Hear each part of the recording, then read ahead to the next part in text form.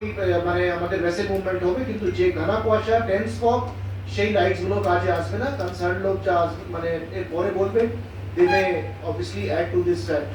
তারপরে চর ইরিগেশনে লাস্ট টাইম আমরা দেখেছিলাম, আমরা প্রভাত স্যার নিজের এখানে এসেছিলেন, ইনফ্যাক্ট ইরিগেশন মন্ত্রীও এখানে এসেছিলেন। আমরা কাকদ্বীপের আমাদের মিটিংয়ে কাকদ্বীপের সেখানে ভিজিট করেছিলেন।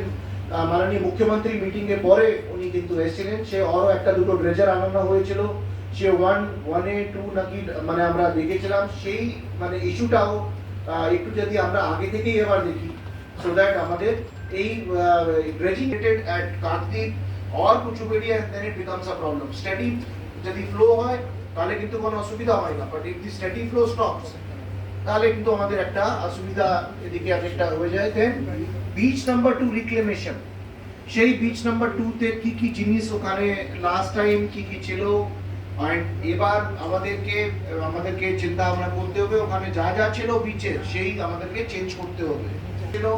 সেই জায়গা কিন্তু এবার করা হয়তো সম্ভব হবে না, বিকজ ওখানে টেম্পোরারি আমরা মাটি ফেলবো, সেই আবার 3-4 মাস পরে ওটা কিন্তু থাকবে না, সেসব জলে চলে যাবে। আমাদের অনেক এক্সপেন্ডিচার ডিপার্টমেন্ট একটা কমিটি বানিয়ে কোথায় আরতি, তো আমাদের মাস আকার আরতি একটা বড় এখন আমরা বড় করেই করি, মানে ভিআইপিরা ওখানে থাকেন, দেন ওটা লাইভ টেলিকাস্ট হয়, এন্ড ওটা একটা অ্যানুয়াল অ্যাফেয়ার মতো এবার হয়ে গেছে।